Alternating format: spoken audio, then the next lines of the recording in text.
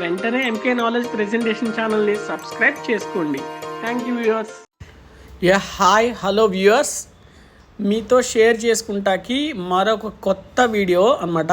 ఇది ప్లేసు నల్లమల్ల ఫారెస్ట్లో వెలిసినటువంటి నవనారసింహుల్లో ఒక నరసింహుని అవతారమైనటువంటి అహోబిల పుణ్యక్షేత్రం అన్నమాట ఇది. సో అహోబిల పుణ్యక్షేత్రం అనేది కేవలం హిందూ యాత్రికులకే కాకుండా పర్యాటకులకే కాకుండా చాలామందికి ఇదొక స్పాట్గా ఉంటుందన్నమాట. ఇక్కడ ఎటు చూసినా కానీ కొండలు, నదులు, ప్రకృతి యొక్క సౌందర్యాలతో చాలా అంటే చాలా బాగుంటుంది. చుట్టూతో నల్లమల ఫారెస్ట్ అనమాట.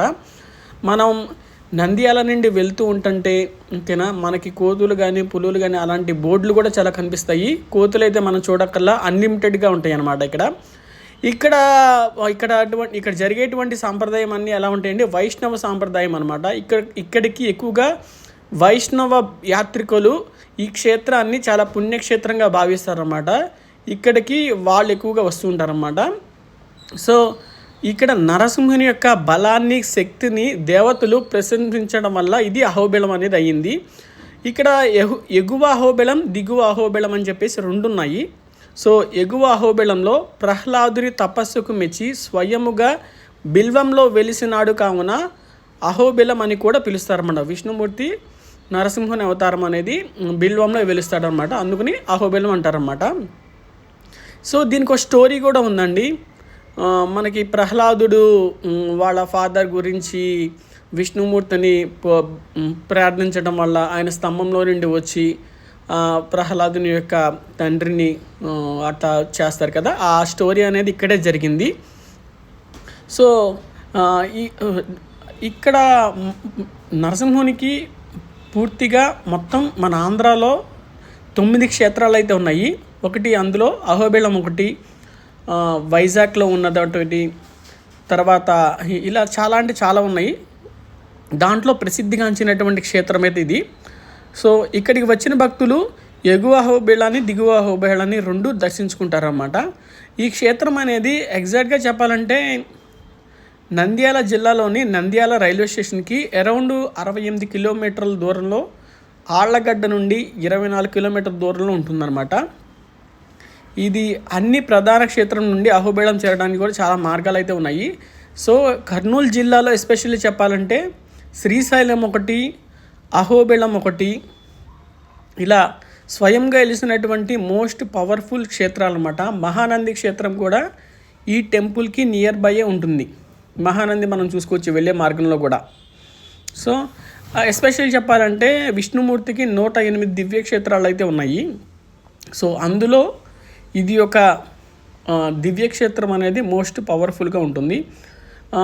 ఈ చుట్టుపక్కల ఏంటంటే తిరుపతి దేవస్థానం, తిరుపతి ఒకటి, అహోబిలం ఒకటి, శ్రీశైలం ఒకటి, సో ఇవన్నీ మహానంది ఒకటి, సో తర్వాత మన పోతులి వీరభద్ర స్వామి గారిది మఠం కూడా ఉందన్నమాట. సో అది ఇవన్నీ నియర్ బై చూసుకోవచ్చు. అహోబిల క్షేత్రం ప్రసిద్ధికి, అభివృద్ధికి చాలామంది రాజులు కానీ రారాజులు కానీ ఎంతోమంది సహాయం అయితే చేశారు. పల్లవులు, చోళులు, తర్వాత చాణుక్యులు, కాకతీయులు, విజయనగర సామ్రాజ్యులు, రెడ్డి రాజులు, ఇటువంటి ఎప్పుడో హిస్టారికల్ నుండి ఈ టెంపుల్ని అభివృద్ధి చేసుకుంటూ వస్తున్నారన్నమాట. సో నేను ఇక్కడ ఇదొక నది ఉంది. ఇదేంటంటే స్వయంగా మన గంగా నది లాగా వీళ్ళు అక్కడ భావిస్తారు. ఈ దివ్యక్షేత్రంలోనే వెలిసాడనమాట ఈ స్వామి.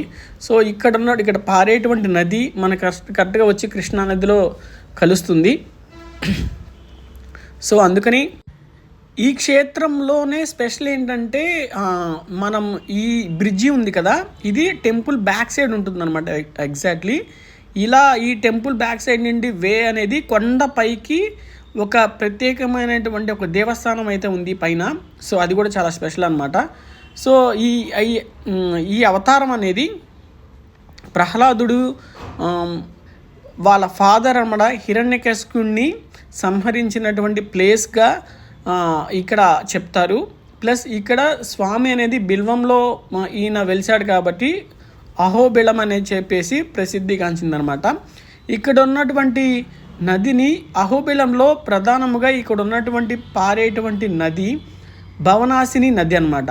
ఈ నది ఎలా వస్తుందంటే అక్కడ చుట్టుపక్కల ఉన్నటువంటి కొండలన్నీ ఉన్నాయి కదా, ఆ కొండలలో పుట్టి అక్కడి నుండి ప్రవహిస్తూ ఈ మెయిన్ టెంపుల్ నుంచి చూసారా, ఆ టెంపుల్ నుండి ఆనుకుని ఇక్కడ నుండి పంట పొలాలకు వెళ్తుంది అనమాట ఆ వాటర్ అనేది.